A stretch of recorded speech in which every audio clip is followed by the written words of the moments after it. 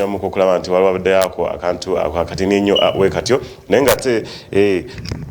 mwenna nga mbadde ngamba nti mbatumiddeko nnyo abalwadde mwenna mbatumiddeko nnyo mwenna abasibe mwenna abasomesa abaana abato mbatumiddeko nnyo mwenna wano ku ABSTV amanya pita Uganda 2.6 the incredible and Uganda's number obvious yes nja kubanga tugenda buterevu nnyo nja kuba tugenda buterevu nnyo ku around the world nabagamye around the world mubeera amawulire agenjawulo mangi nnyo aganyuma ate nga agamu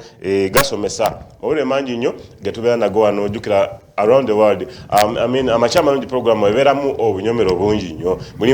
mulimu amawulire ga around the world mulimu today in history mulimu birthdays mulimu sports mulimu olugambo mulimu kugamba omulamwa gw'olunaku no mugenyi bintu bibeerawo ebityo obuterevu nnyo tuba tutambulira ddala nga tuba twalaganya wano ku makya amalungi so sigenda kubanga mbalwisa nnyo kansooke tumireko omwana muwala Irene oli otya kansube oli bulungi nnyo wano tukwesunga nnyo era tukumisinga nnyo kansube mukama katonda ajja kubanga akunyiga mpola oterere ojja tuyiribye ekintu kino okitegeera nenga olunaku lwalero ntuddewo zeka nga mwana muwala Agatha ali mu kubo naye ajja kubanga ssaawa yonna atujoininga wano buterevu nnyo tukasoge tugendeko mu around the world amawulire agakuteyo mu nsi yonna gaba amawulire nga go gegakute ennyo abantu gebasinze nnyo okuwa attention mu nsi yonna tujja kugendako wali ku gundi tujja kugendako wali ku mu Sudani Southern Sudani ewa eyali omukulu Bashir General Bashir mnayo togera sawa zino ali mabega wa mitayimbwa omukulu ono aliko omukulembeze w'egundi omukulembeze we Sudani omukulu ono wetogera sawa zino ali mabega wa mitayimbwa oluvanyuma lw'okuteekebwako emisango eza corruption ezenguzi ate n'okubeera ne ssente okujingirira ssente enyingi ennyo ate nga sizansi eyo naddala omukulu ono yasangiddwa ne millions 13 eza dola ezo sente ziba nyingi nnyo millions 13 eza dola omukulu ono zasangidwa nazo so abakulu agamba ati guno guba musango munene nnyo gundi sente ze zasangidwa wali muguni mu palasi ye oba mu makage agali amasufu ennyo nga manene okuzaama so omukulu ono wetwogerera ye bamutaddeyo dda ate ye Minister of Finance owensi yemu eyo munange ye yaweereddwa emyaka 36 mabega w'emitayimbwa eryo nogulire byonna ebyo okwegatta n'omukulembeze ne bakola ekintu ekitasoboka mu nsi yaabwe okulyamu ensi yaabwe olukwe like corruption enguzi zibadde enguzi under Bashir's good leadership so ebyo ebintu byonna ebyo byavuddeko omukulu oyo ne bamuteeka wali emabega w'emitayimbwa wetwogerera abakulu abo ababiri omu kati naye kati neewunyisa nnyo lwaki ate ono omukulembeze bamuwadde emyaka 2 zokka nga ye nanyini kintu yakulidde enguzi okubeera ne ssente enyingi ennyo bwe zityo abukadde 113 nga bwa dola ziba ssente nyingi nnyo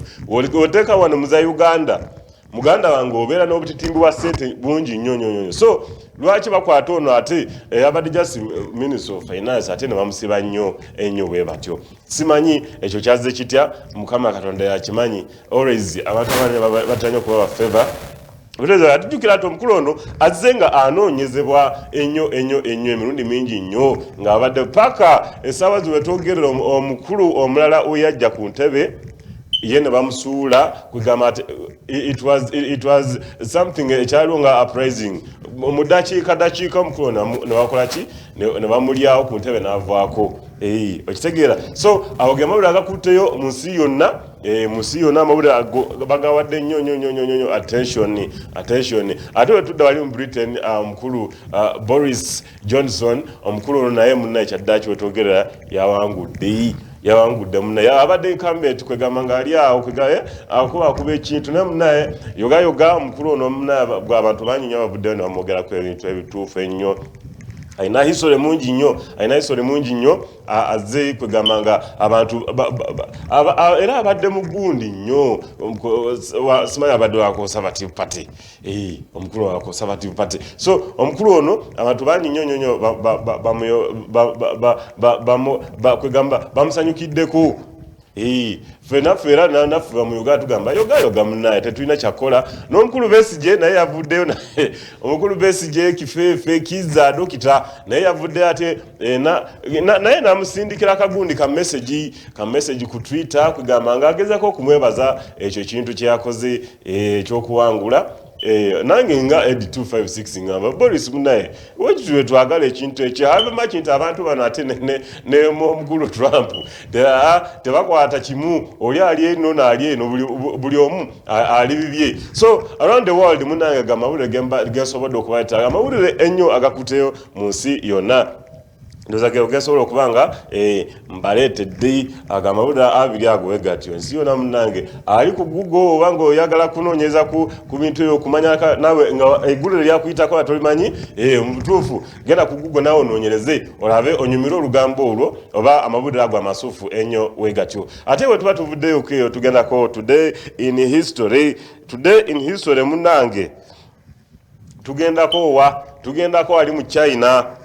today in history tugendako mu China munange oguyinja lwali lunaku weeruti munaye 16 December oguyinja ogwali gusitowa ennyo gwali actually it was 8.5 oguyinja ogwo munaye gwavaayo munaye kigambwa ati musisi yajja ngajja n'amayinja kugamba yafuudula kigundi ekyo kyetuyita earthquake ye musisi ya happeninga kwolwo lunaku era nekigambibwa nti abantu bangi nnyo abaafa mu lunaku weeruti ng'olwaleero 16 December abantu estimate eri around emitwalo 20 ag'Abachina agafa emitwalo 20 Abachina abafa ku lunaku olwaliiro mu omwaka gwali gwa gundi omwaka gwali 1998 just of recent 1998 it was just of recent omukulu gundi ekintu ekyo nekihappeninga mu China ekintu ekyo kyaleka abantu bangi nnyo nga abantu abo nga bafudde ekyenyamiza ensi yonna ate yo mu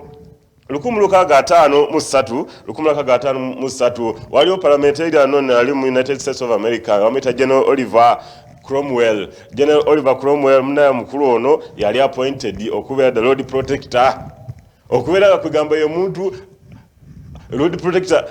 na kinsigu kugamba ali supposed overtaking agundi ensi zino ebbiri ensi zino esatu omuli England omuli Scotland ne Ireland omukulu yalondebwa okuba nga akola ki ye mukulu akola kye bayita monitoring and evaluation mu bintu byonna ebitambula mu gundi omwo which was very good naye yakola history waawo of course ensi yonna omukulu ono Cromwell abantu bamutyanga agamba kino nga kyakabi nnyo ate era around the world tigambibwa nti olunaku nga era olwaleero olunaku nga 16 December era mu 1998 still twalabako wali mugundi waliwo ekintu kye bayita disarmament okiraba disarmament mu Iraq mujjukire bulungi nti lunaku lwennyini gundi USA ne gundi ne UK we batakingira gundi Iraq okuba nga bagala bajjeko ki ebyokulwanyisa ebyo so okutwaliza wamu munange ko olunaku lwonna lwafafaaganira abantu bamu Iraq it was really bad abantu abo munange kyali ekibambulire kinene nnyo so mu around the world munange wentyo wenjagadde mbayiseyiseemu tujjukireko ne ka history ako kyaliwo ku lunaku olwaleero nga 16 December okitegeera yes ine Uganda waffe munne waliwo ebintu byennyinyi ebyalo ate sigera bikwatako munange ku lwa time njasigala nga ate tugenda wali mbiri kamba twaleka ate mugundi mu agafu wano kati amawulire agafu ewaffe wano Uganda sasa nayo togera naye waliwo abakulu abali mu kaaba mukulu yatuleseeyo mukulu yatusudde mukulu yatufuddeko ebintu amawulire gali awo manyi wegatyo waliwo namyekozo wange banange namyekozo wange mukulu munange after a long work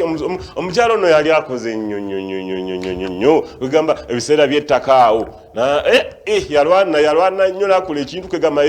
ekyali nga mu butuufu kiri approved ne President Museveni n'akoonamu naye this time naye twageza okulaba omukulu President Museveni president w'eggwanga yabaddeyo na surprising ate ensi Uganda we yakoze reshuffle kitegeeza okujja okukola okutabulatabula oba okujjamu n'okuyingizaamu yakoze munange reshuffle mu cabinet ministers we yakoledde ate ya surprises abantu nti mulimu abantu abatalabikiddeko ddala ate tubadde tumanyi nti abantu abo bajja kuba nga bakola ki bavaayo okugamba nga be bali wali we basookera ddala nga President Museveni awandiika okitegeera abantu bangi nnyo abakulu bangi nnyo abatakoze eki abatavuddeyo abatalabiseeko nga omukulu omukyala Nantaba munange oyinza omwayita namyekozo wange omanyi omukyala wagonjo bwange kyayogera mu bulabira ddange ekyo omukyala munange wetwogerera akoze nnyo yes that is so appreciative naye ate munange teyalabiseeko mugundi teyalabiseeko ku listi ya mukulembeze era abantu bangi nnyo abayogedde ku bintu lwaki ate ekiro tekiriwo ekiti waliwo n'omulala muna abantu gyabadde boogerako ennyonyo senior presidential advisor omunaero Catherine Kusasira abantu abadde bamanyi ku listi eyo mu butuufu we bavudde ne basooka ne batuwa highlight nti President Museveni akoze reshuffles ministers mu butuufu tabadde tumanyi nga Kusasira agenda kola ki agenda kubanga alabika mu listi eyo naye munange ekintu kyakyukidde ddala omukulu ono yaleseeyo buli omu nga we yabadde mu bakulu Prime Minister of Education yaleseeyo omuntu we Prime Minister namulekayo n'agenda kwegamba ekintu vice president naye yasigadde nga waali munange omukulu oyo omukulu waffe omukulu Edward ye yasigaddeyo ate n'agenda n'aleeta olukalala wano Minister of Disaster Preparedness n'ateekako Nick Hilary ate government chief whip n'ateekawo n'akabirwa Sentamu Ruth kwegamba ebintu bino byatambudde bulungi nnyo wali abantu abakisanyukiddemu ate n'wabeera abantu abakoze eki abatakisanyukiddemu nze nga nze personal nasanyukidde nnyo omukyala Jennifer Namyangu mukyala Jennifer Namyangu oyo munaye ye muntu abeera yeralikira buli kaseera ng'amanyi bagenda kumujja mu kintu ekyo naye munaye kikwatiridde kino kirungi nnyo so olunaku olwaleero ndowooza omulamwa gwa leero tujja kubanga twogera ku gundi ekintu kino President Museveni kyakoze kyabadde kitya kyasanyusiza baani kyo ye gwali eyo gwolaba nga kyabadde wathe that munaddala mu bantu bebajjeemu n'abantu abalala baleseemu okitegeera ne balekamu wali eyaŋŋambye nti naye kati Eddie bw'otunula ekintu kino tekiri fair tulina abaana bangi nnyo abato abali mu NRM wakiri yandibadde ng'asinziira ku ekyo n'akwata abaana abo abato n'abalekako n'abateekawo n'alipressing abasajja bano abakulu naye munange oli we mukulembeze ate alina right okukola ekyo kyonna kyakoze magezi munange magezi teyalabiseeko after okuvaayo n'aleeta biiru zonna ezo simanyi egirimiti biiru simanyi presidential bikoze bitya byonna eyo omukulu ono abantu babadde bamanyi nti ono first twali tumanyi nti ono alwanira gondi alwanira kuweerwa wa minisita naye munange kyasurprises abantu nti bepye teyabaddemu kweyade nakamu teyabaddemu abantu abalala babadde bamanyi ono omukulu gwe bayita gundi Bahati oyo Bahati abadde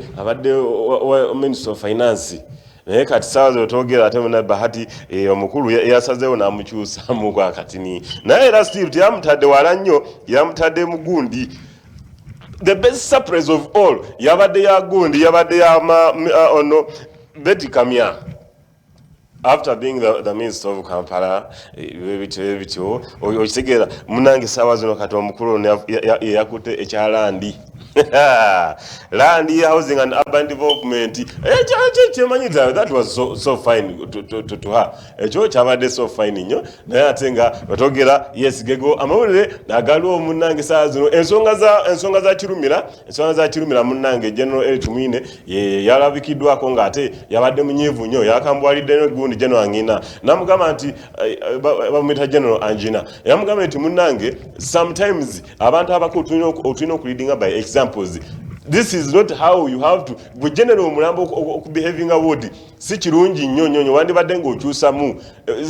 akantu kyawo akakuleetera okukuba n'omusajja omukulu ate ng'amanyikiddwa is a city icon buli omu omumanyi. So omukulu oyo naye yavuddeyo n'alambika ensonga ze ndowooza bamaze dde okukkaanya buli kimu kyonna. Ku lwatayi munnange kasooke tugendeko wali mu sports mu mbiri awo omusajja senior Mike of Uganda abeere nga atwalako mu sports awo mbiri ate era nange nkomewo n'olugambo mbatwalaganye buterevu nnyo.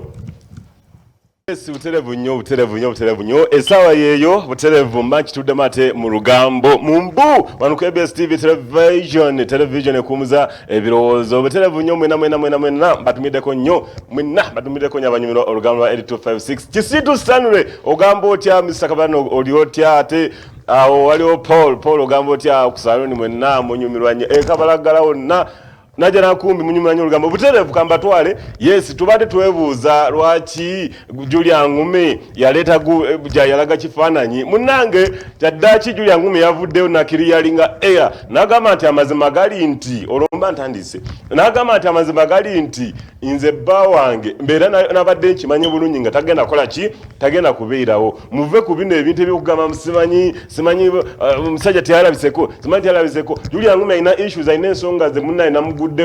twamuguddeko n'abaana ba kamera ne tumugwako n'abalako n'ebintu byatunyonyodde nga omuntu ndowooza yamaze okukiryaninga ensi so ky'oba olaba kati teri muntu yenna ayogera ku nsonga ezo katugendeko wa Julia Ngume tulabeko ki kyeyogedde.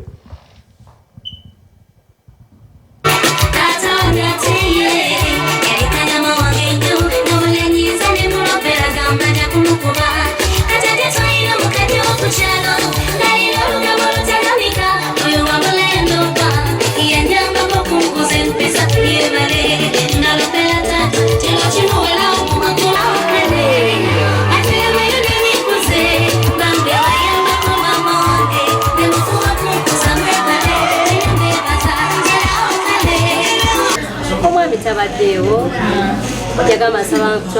nsaba ontwaleko mbakaddebo oba wendi oba sibiwo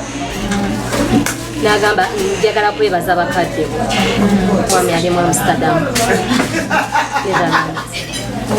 waliwo vidiyo gyakoze nga yeebaza famire yange yeebaza abantu bonna abambeereddewo era nsuubira mujagigula vidiyo eyo abanyonyola ebingi kuba ebisenga yabyogedde omwami bw'ayogera omukyala todda. Yes, ate wetwatuvudde uterevu nnyo wetwatuvudde tugendako direct wali kukyabadde ku AFSA oba ku Airbrians Fashion and Somanyi Designers Awards wegamba ekintu kyabadde sedde nnyo Gidena yakoze ekintu ekyenjawulo nnyo bannaye yakyamudde abantu actually yalesenga bannayuganda bonna bakyayagala omukulu ono abantu nga omanyi ye Mr. Classic buli kimu kyabadde fine big and massive nnyo kwegamba yakikubye bulungi nnyo fashion yabadde fashion abaana bayambadde wali buli kimu kyabadde clear fresh and maridadi kasoge tugende tulabe ku Gidena ono kiki kyeyakoledde bannayuganda ekyo ekiboogeza paka sawa zagamba lwaki tutakomawo next year.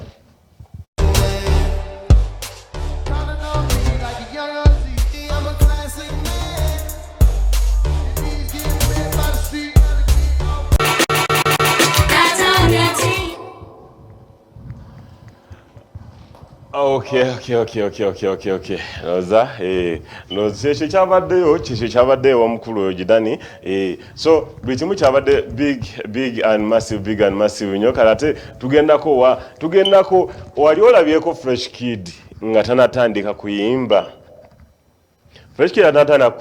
omukulu manager Francis yavuddeyo kwegamba ebintu yatandise kubiririzinga nga bwe byali ngawe byatandika kirayiko omwana ono munaye yamulumya nnyo kirayiko omwana ono abadde amuleetera akasente kanene nnyo kyekyavuddeko nakola ki natandika naye alinga MC Cards kintu kirero nnyo wekyo naye n'ozimbye ekintu n'ogaziya ekintu buli kimu kati yasuddewo ate vidiyo yagambye nti omukulu ono wetwalinze ne DJ Fiki omwana ono twamusanga waati n'atusuulira vidiyo awe yatambudde social media yonna nesooka neyitinga nabagamba fresh kid jo abadde gundi topic ya fresh kid ya fresh kid okitegeera naye ate munange twatogera ku fresh kid waliwo ate gwe bayita Alani Kasujja ye mwana omukubi wa kadongo kamu mwana muto yavudde ye talent yo kagamba yagitadde mu kadongo kamu bano bagoni ba Lil Kid simanyi Felicita the superstar simanyi fresh kid simanyi kapiripiti bo bali muraga ye yasaza gamba nze kansomesa abantu wano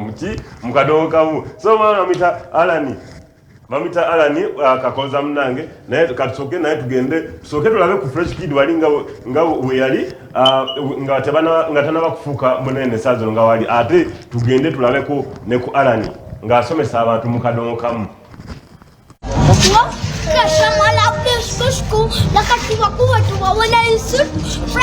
fresh boy in another hit. Shishanywa, mashonina ito. Wakasha mola this bitch. Katuwa when I said it. Fresh boy start out at it. I don't feel what Tukuwa hit it. But are we fresh and clean? Truly because we want to win. Are we fresh and clean, smart and wise? You know we want to win. But are we fresh and clean? We don't give up. We want to win. Are we fresh and clean, smart and wise? You know we want to win. But child, fresh, go to Tukulanyo. Tuli bakosana tufulanyo. Takotaba itakobali musanyo. Yabani kakati batu fitinanyo. Pasa tuli timba kuwa uli ango. We rhyme so sweet like mango. Like ego scoffing basingo kongo. Tota kapala muwambe kalagwa. Wakalotu wet sama tani mwana zala. Kubabu tonga wachiroto. Sibira tonga tawali wade tunaweka tina tanga choto. What? Are we fresh and clean? Yeah. Tuli bakazo we want to win. Are we fresh and clean? Smart and wise, you know we want to win. What? Are we fresh and clean? We don't give up. We want to win. Mango kuba madina kungu fuku. What? Are we fresh and clean? Naona basinga bebuza tino ala nabadata era timira natatu bembadde wogera mmenyewo badde wakanga fumba analisimira ndisiza embazi kyadina olwaleero yakaluka nakabino sakabe mupya besibyewo eweza kukyalo bagamba kimumwami kyavira n'amalako ate mwabeeno mutesa ki bigi byakoze ebirabwako nga tesimbi atolazize bwatuuka mu ntebe kinaba kiti music gwe tuliko kasazo. This is Uganda, of course. Tuba tutambula mu kintu buterevu nnyo. That is music. Wano mumbu tuba tubaleetera ebintu ebirungi ennyo ekitegeera katusoke tuddeko wali ku Brian's ekirungi ekyabadde wali. This was so fashionable. Abaana this time around abaana bayambadde bulungi nnyo. People were very smart, but celebs ababadde abasinga obungi banyumye nnyo. Waliwo celeb omu abantu gwe bajjajinze already ne bagamba naye owange celeb ono ye engeri ayambaddemu nga teyategerekese makeup bamukubye batya kugamba tena ne bamukyusa feza nafaanana omuntu omulala omuzannyi wa firimu ali mu z'Ebungereza gwe bayita Big Mama. Omukulu ono yabadde full figure munaye kigambwa okusizira ku social media oba gameta ye yasinze okwambala obubi mu bantu bonna ababaddeyo naye nga abaana this time around 2019 abaana babadde very much smart. Kasooke tulabe kugu ki ekyabadde kusaize.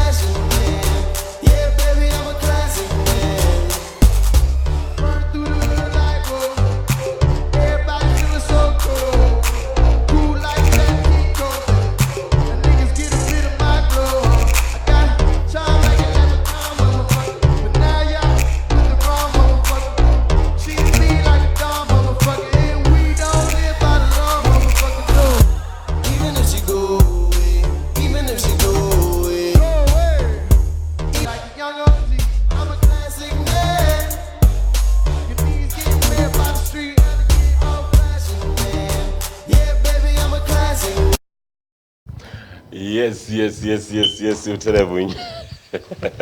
Yes. Simanyi lwaki producer lwaki toyagadde ndaga kumukyala mukulu oyo naye kyonna gye kiri wekityo ye yavudde agamba it's okay, me I'm full figure and that is it. What about